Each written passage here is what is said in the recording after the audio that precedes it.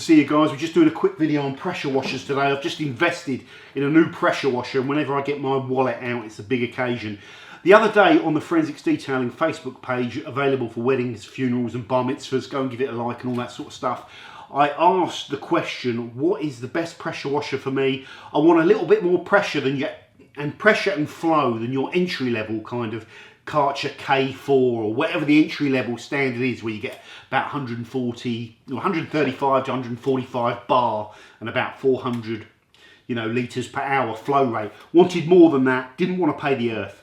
Was given three main options: Karcher Full Control Premium, which is the one I had my eye on, the Kranzel 1152 TST or TNT, something to do with whether it stops the pump each time, but the Kranzel 1152 I think, and the Nilisk something 150. Sorry, it's a bit budget. I'll put the names of these other products in there. They were the three contenders.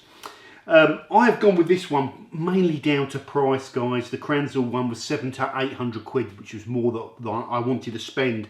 The argument for the Kranzel was higher quality internals. If you're hammering the machine, using it longer hours, day in, day out, perhaps spending that extra money was worthwhile. I'm not going to be using this once a week, basically, for me, maybe a bit more than that. It's not being used in a kind of professional sense, so I didn't need to pay that money. The Nilisk one was an option, but I just didn't know that brand, that product as well. So I've gone with the Karcher. And all the bad things I'd heard about Karcher's kind of not lasting long. My K4 Premium, guys, I must have had it for 7, maybe even longer, maybe even 8 years, who knows. And it's still going. It's probably perhaps lost a little bit pressure now, and it's been used quite heavily, but it's done a good job, even if it's got plastic components in it or whatever they say is bad about it. Still decent. I primarily wanted a new unit to give me more power to do pressure washing on the patios, and my requirements were that the new unit must be mobile. I've got to be able to move it around the house. I didn't want one of these wall mounted things. This Karcher K7 full premium control kicks out 180 bar. It's extremely powerful, massive difference. You can feel the kick, you can feel the power, but it's also pushing more water through with the 550 flow rate litres per hour. So there's more pressure and more water going through. That makes a bigger difference, guys. It's also the 5-year warranty. Its requirements are you've got to feed it 12 litres of water per minute, so you can check how much you can fill up in a big bucket in 1 minute and make sure it's more than 12 litres. Then you're suitable for this machine. It cost me £398 from B&Q with a 50 quid discount cashback, which I'm still waiting to get. They better not mess me around on that one. Don't steal 50 quid off me, I'm sure they won't. What are the pros of this machine, guys? The price and the long warranty. The ergonomics so far are quite good. I like the way the hose reel is fed through this hole, so you can't topple the machine over as easily like this one. It's a heavier unit. It has a handle so you can pull it up, move it around. Okay, stay. The hose on the unit is much better than this green hose. People have always been asking me and saying, John, where'd you get that green hose for your Karcher? It came with it and it's rubbish, it coils up. This one is not perfect, but it's better. It's slightly less prone to coiling. It's also longer. I think it's 10 metres and I can get around the car with it. Much better, so I don't have to reposition the unit. It's got a little pouch in the back to put the power cable, which is quite good as well. The ergonomics on this machine aren't too bad. There is one boo-boo on the ergonomics, and that is this holster on the side of the machine. When you're using it and you just want to put this down, you drop this in there and you want to clip this gun into this clip, and it does not go in there easily, and it puts quite a lot of pressure. And you can see, I can almost already see the effects of that pressure on this, and it's going to break it. So they could have designed that better, so you want to be quite careful. And if you try and push it too much, you're going to end up toppling the unit over. So there, you can see it go in there. There's one ergonomic thing that I don't like on this machine, and I might even play around with this to fix that, because that's going to actually introduce wear and tear on this gun. I can see it happening already. I love the fact I can control pressure on the cannon, on the gun at the top, and add and lower the pressure to the appropriate level.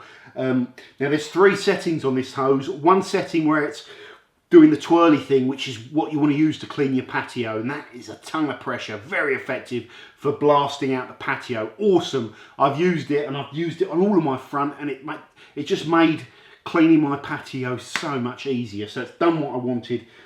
The other setting is for the dispenser, where it just does low pressure and it pumps out some chemicals. So again, you can plug a little bottle in here and feed chemicals through it, which is quite nice. Lower flow rate chemicals, you're not going to get like thick snow foam coming out of it. So you're still going to need a snow foam mask if you're using your car. And then the third one, which is the one that you're going to be using for your car, which is just like the pressure washer jet. And you have to dip that down. Do not use it on the full pressure, because you will, you get too close to your car, the risks are going to go right up. It's too powerful at its full pressure setting for cleaning a car. So make sure you understand that, or you will rip clear coat off your car eventually when it hits a little chip or something like that. The other advantage of all this higher flow and higher pressure is you get really thick snow foam out of this thing. This has just dipped away a little bit of pressure over the last few years, and it's never really bothers me because the main pressure for cleaning a car is absolutely still fine, but it's just below what you need to get thick snow foam. And that's going to be great for the channel, throwing out thick snow foam. That will double the amount of views if the snow foam's thick. I'm being a bit facetious there, guys. So that's nice. And it's awesome, like I said, at cleaning patios. So the new gun system as well with the 3 positions, I like it. I'm going to explore putting the short stubby gun modifications on there, but I actually think I like the 2-handed gun, although I need to explore it a bit more. So overall, guys, I am really happy with my Karcher purchase. This is not an advert for Karcher. I am just purchasing it and giving you my opinion on it.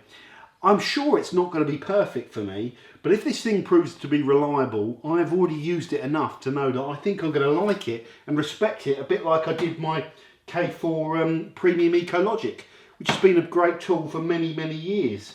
So I don't expect these Karcher units to be the best on the market. I mean, this one I paid 120 quid for, brand new. This one I'm paying 350 quid for, brand new. It perhaps isn't the choice of the professionals, because you know, the internals can't be as good quality because it's so much cheaper. But I wanted that kind of consumer cheaper version because I'm not going to be hammering it. So it may well be the perfect machine for me. It may not be, and we'll see, guys, because I'm going to be using this for the next 5 years, and we'll see how we get on and see how the machine is and see how good Karcher are to their warranty. But so far so good, guys. If you are looking for a pressure washer you can use at home that's affordable, it's going to be a lot more effective on patios and give you a bit more capability, then so far I can definitely recommend the Karcher K7 Premium Full Control. Let me know your thoughts if you got it, guys. It is a beast of a unit. Thank you very much for watching the Forensics Detailing channel, and I'll see you soon. Bye for now.